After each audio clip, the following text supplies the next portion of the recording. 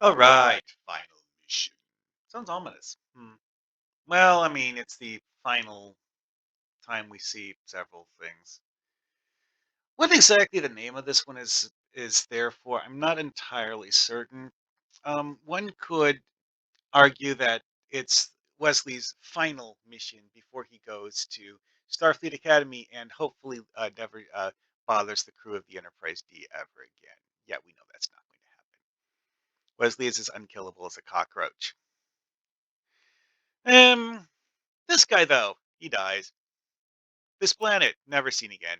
This shuttlecraft also never seen again. Technically, the actual prop gets reused for something else, but it's a different shuttlecraft that the prop gets reused for. Anyway, so this is an episode where the A plot and the B plot are intrinsically linked in a way where the A plot is the reason why the B plot is a plot. Because there's mining negotiations for some mineral called selenite.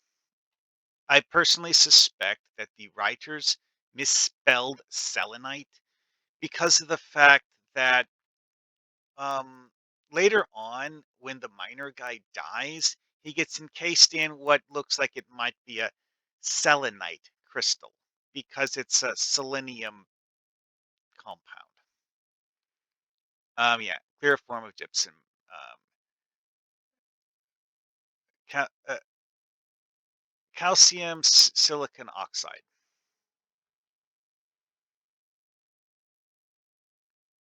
Wait, is it silicon or sulfur? Oh, it's sulfur. Oh, right, calcium sulfide. Wait, so whatever. Anyway, though, yeah, the fact that this guy gets encased in that makes me think that the whole selenite thing is just a misspelling of selenite. Whatever. Anyways, yeah, the guy dies. Gee, we'll get back to this later. So the reason this shuttle is used in the way it is because of the fact that the Enterprise D has to go handle a critical emergency. See, really, old waste vessel somehow gets come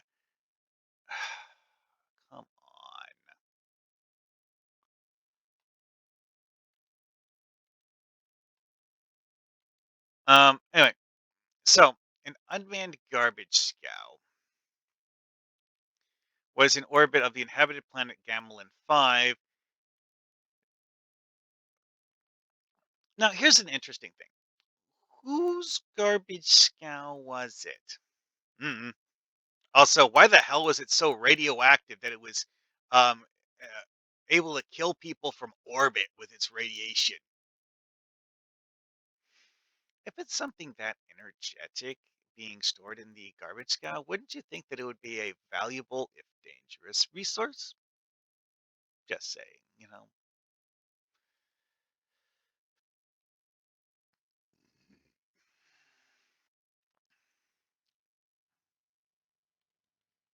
Seriously, who the hell? Oh, it works this time.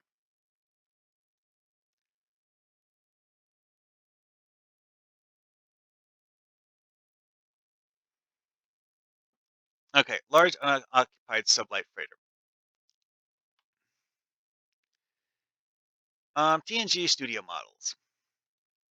The Enterprise D towed the barge into Gamlen's sun and managed to have such severe radiation exposure while towing the barge that it nearly killed the crew of the Enterprise. Really? Really? This is one of those things where I'm like, okay, so you want to pull it out of orbit and move move it into a course to sun. Fine. Okay. Do you really have to stay with a tractor beam lock on at close enough range to have the crew of your ship nearly die of radiation exposure to get this job done? Seriously? So, what do we know about this ship? Um, well, it's listed as a sublight freighter. carrying leftover radioactive waste. Here's the thing: if it's a sublight freighter that's been drifting for at least 300 years, um, it's actually not entirely clear which solar system it came from. Although, if we look at the TNG studio model that was used for this, this is a studio model that got used for a lot of freighters. A lot. So this is presumably one of those um, designs that has been passed around the galactic community, where very similar ships show up. Although, realistically speaking, it is physically impossible for these to all actually be derivatives of the same design, given that some of them are on the wrong side of the galaxy. Now, the idea of it being a design that is several hundred years old is 100% plausible because in real life, the way people configure ships often really doesn't change that much. They change them if they have a reason, and only if they have a reason. Otherwise, they just, make minor modifications and then carry on. But yes, like having things in the delta quadrant that are, literally the wrong side of the galaxy use the same shape. Huh, interesting. You could actually wait, V?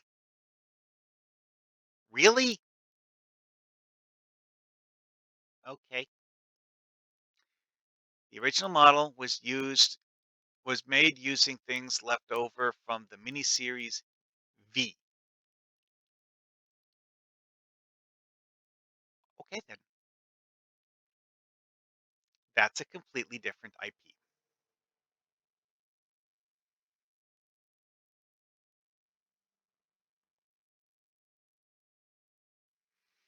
Anyway, though, yeah. So the nature of the ancient sublight freighter from Final Mission, we have the episode does not establish what race launched the thing or who put that lethal of a radioactive cargo inside the thing.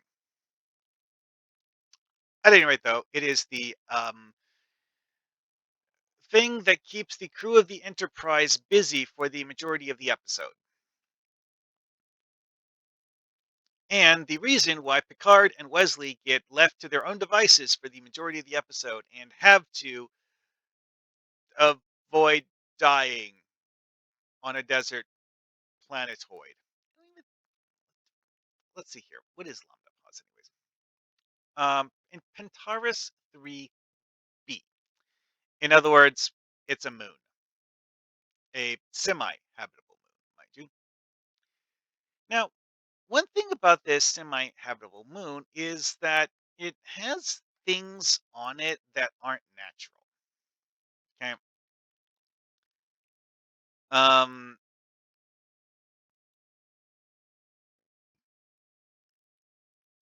because the only known source of water that they can detect is, again, artificial. Why? Hmm. Now that is interesting, to say the least.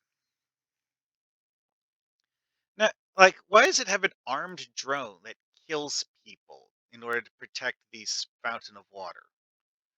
Who even built it? Now, it does become an interesting plot device because the fact that it's like, oh, here's the only source of water, and now you have to come up with some sort of a clever thingy to access it. Which, hmm, yeah, that was fun.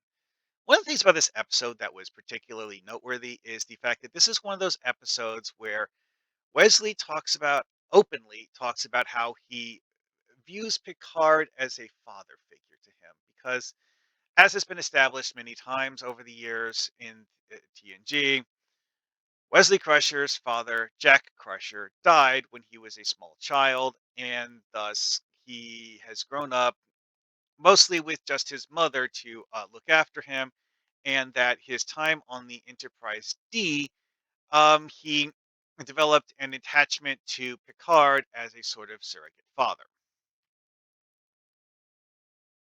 Why that Picard interacts with Wesley that much, I don't really know.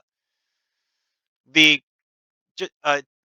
origin of that actually something that, if I remember correctly, was established as having already been a thing before the first episode of the series. Anyway, though, that's something you probably avoid going into if you were doing this in a TTRPG. Because now this is an interesting episode because of the fact that it's a classic case of splitting the party. Like doing this in a TTRPG, I if I was to try to modify this plot to do it in a TTRPG, I would definitely come up with a way to split the party. I've actually done that in Star Trek Adventure stuff. It's like, oh, you have a shuttle that crash landed. Guess we'll have a few people man the shuttle and make sure the shuttle doesn't get destroyed or something, and look after it as a home base, while the rest of you explore the area around the shuttle. I've actually done that in a Star Trek Adventures TTRPG, and it worked out. Now, one of the things that is with this one though is that part of the party is in a different solar system because uh, uh, there is a plot point with this one that I feel the need to go over right now. That is a incongruity where, when you think about it, the entire rest of the plot makes no sense, and the episode just completely implodes. Why is Captain Picard taking a beat up junk mining shuttle with Wesley Crusher on it instead of using one of the runabouts from the Enterprise D? Because we know the Enterprise D has warp capable shuttles because they've used them in multiple other episodes. I mean, you could just have two shuttlecraft if you really, really need to have the mining guy along for the ride. You could have two shuttlecraft flying side by side. That is totally a thing you can do. Instead, they decide to have everyone in the beat up old mining shuttle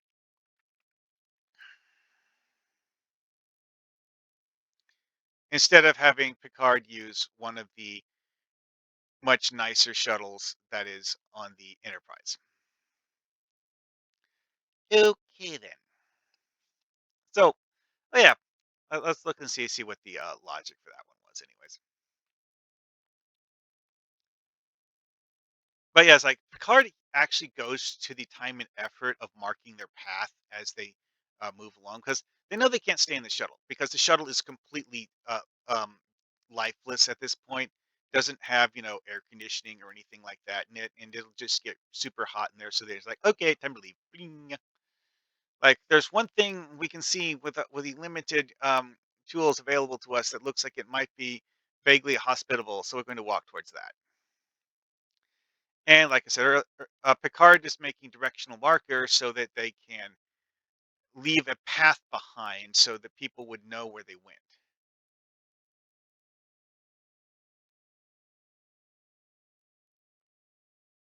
Mm-mm.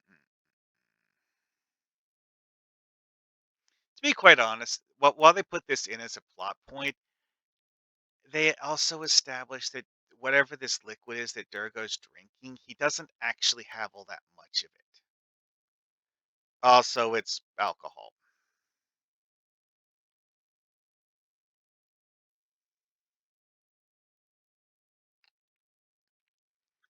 It's like there's only one thing that looks like it even might be halfway habitable, and no.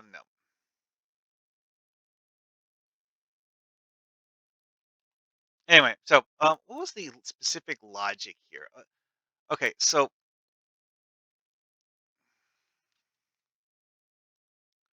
oh yeah, Picard's was supposed to arbitrate a mining dispute on Pintaris 5. And he brings Wesley along just so that Wesley can watch him mediate the mining dispute. That's literally the only reason Wesley is here. And Wesley's the only Enterprise crew member who goes along. Does not have any sort of security or diplomatic aids or anything like that for the um, important mining dispute arbitration. I know, I know, I know. I also think this is incredibly stupid. And again, like, if your logic behind only having two people from the Enterprise come is because only two people fit inside this tiny mining shuttle, why are you having Picard in the tiny mining shuttle? Why not take one of the Enterprise's running abouts?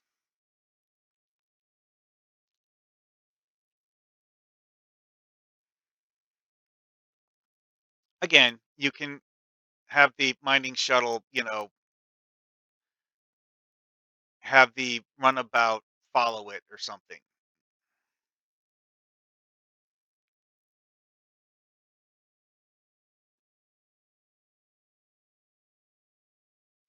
Anyways, though, it looks. I don't remember this part of the episode in enough detail, and I think that the writers literally just hand waved the whole thing. They did not establish a reason why Picard is going in Durgo's ship, which is a beat up mining shuttle, uh, for this prestigious arbitration on Pentaris 5. Uh, Notably, the place they crash land is somewhere also in the Pentaris system. So it's not like they actually crash landed someplace that was actually up, long ways away from their destination. They just um, had to spend hours looking because, space is big and stuff.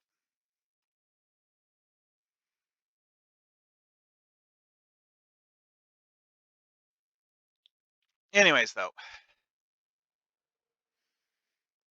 now one thing that's interesting about this is that while this thing here notes that Pentaris 5 um, was supposedly the only point of interest in the system, and Durgo also makes it clear that this is a non-Federation mining colony, which is kind of interesting when you take into consideration the fact that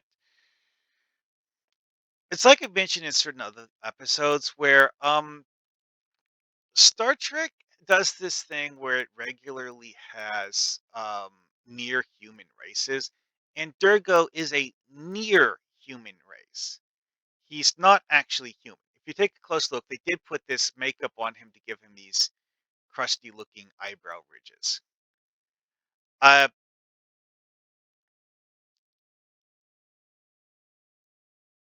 this is a makeup that I don't remember seeing on any other race because he has like a sort of like a split tipped nose here.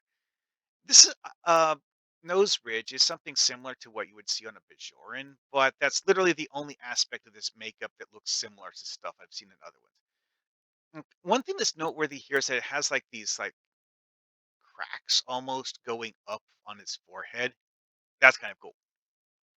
Again, though, this is a near human race that is not human, and we don't even know what solar system they come from.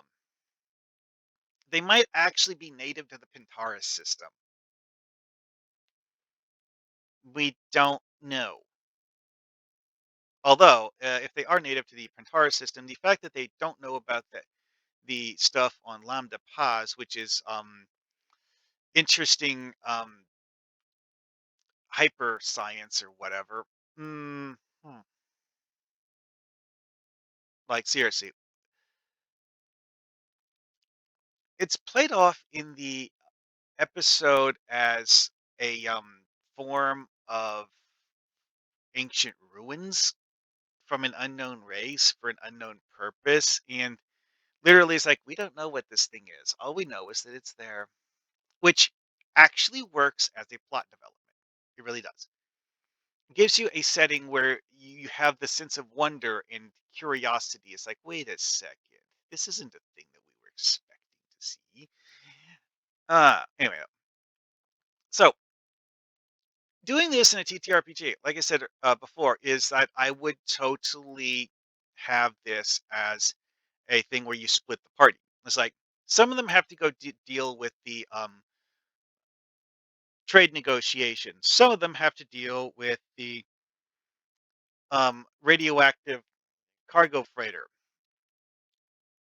and different groups do different things, and maybe possibly the wrong people go because, like you could have it set up so that there's a certain amount of randomization so that the people doing the trade negotiations might not actually end up crash landing. And the people doing the freighter thing might actually get, in serious trouble and need to be rescued. Either one's a possibility. That's something that would actually be rather interesting. Is that each party has the potential of failure in a soft fail sense, where they're not necessarily dead, and the other group needs to rescue them. That would be kind of interesting, honestly. Like you have the party that's going to the trade negotiations, um, maybe possibly crash land instead of getting to the trade negotiations, or they could get to the trade negotiations and have that go smoothly and then have to go rescue the other people who are failing at getting the freighter to work. Hmm. Interesting stuff.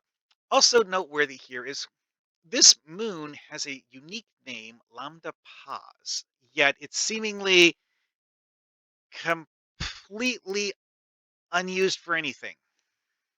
Why? Also, why is it listed as a Class M planet? No, seriously, Class M. Class M, it has a breathable atmosphere. We don't know why, because it seemingly has no biosphere. There's, unless, of course, the implication in here is that what Picard and Wesley landed in is the Lambda Paz equivalent of the Gobi Desert. And it's like the middle of nowhere away from the stuff that's actually hospitable. That is a thing that we see in real life on Earth. There are certain regions that are just less pleasant than the rest of the planet. So maybe that's actually the thing.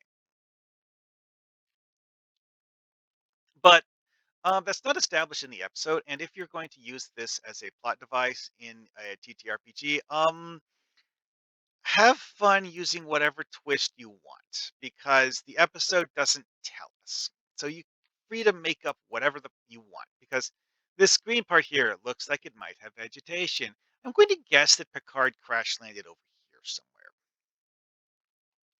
Anyway, so what do we know about Pentaurus 3?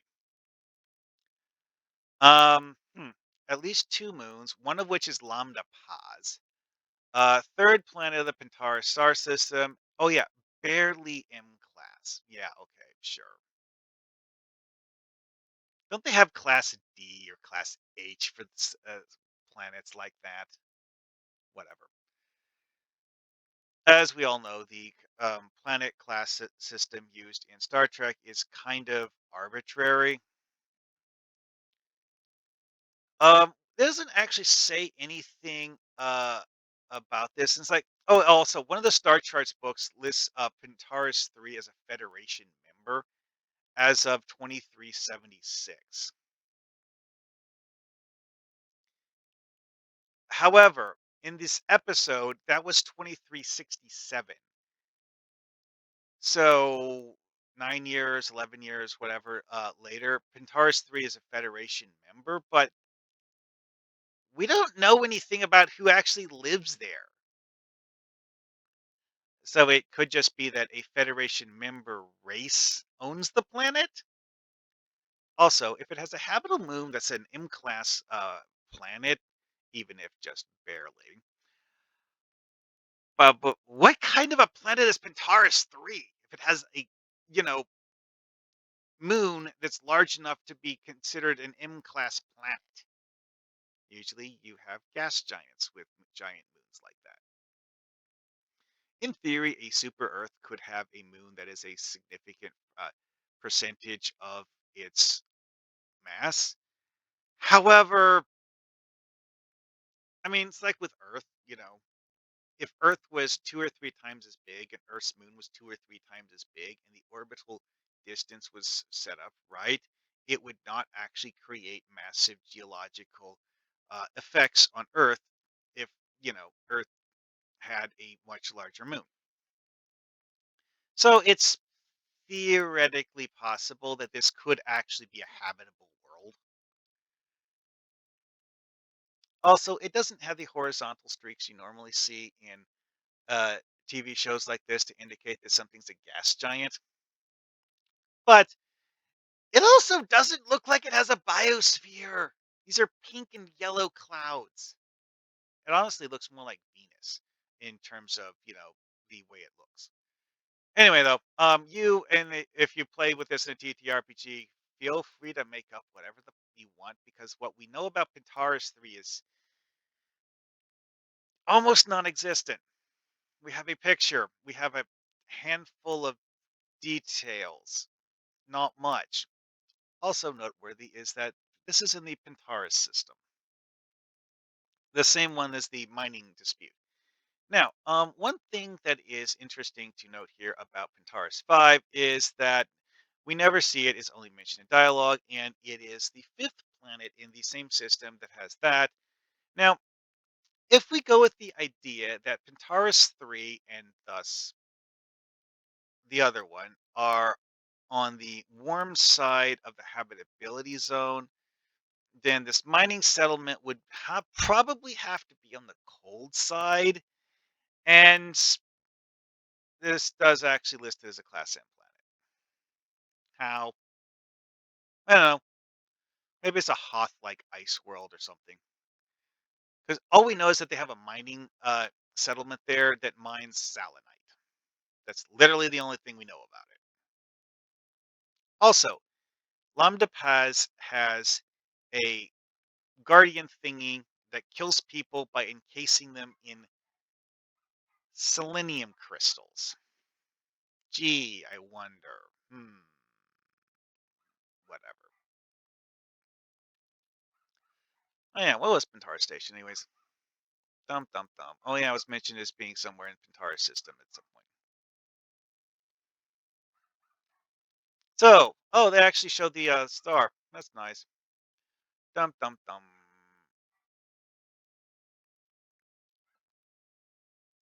4 moons were capable of supporting life. This is one of those things where you're like, wait a second, why do people have so little information about what seems like it's a great solar system? Also, they don't talk about Pentaurus 1 or Pentaurus 4, presumably because Pentaurus 1 and Pentaurus 4 are completely incapable of supporting humanoid life, which of course suggests that they are completely unbreathable. And probably, Pentaurus 1 being the closest to the sun is probably similar to Mercury. Pentaurus 4, I don't know, maybe it's like Earth's moon, where it's in the habitability zone, but it has nothing even vaguely close to a biosphere. How this system has 4 moons capable of supporting life, I did what? I don't know. Yeah. Okay. The idea of habitable moons is fine. Just seems like an excessive. Although, when they say capable of supporting life, I don't think they mean that they have a biosphere because Lambda Paz doesn't.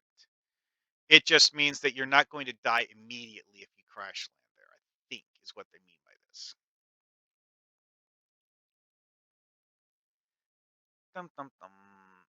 Power system moons. Oh yeah, it literally just says, we know that they exist. That's literally all it says in the episode.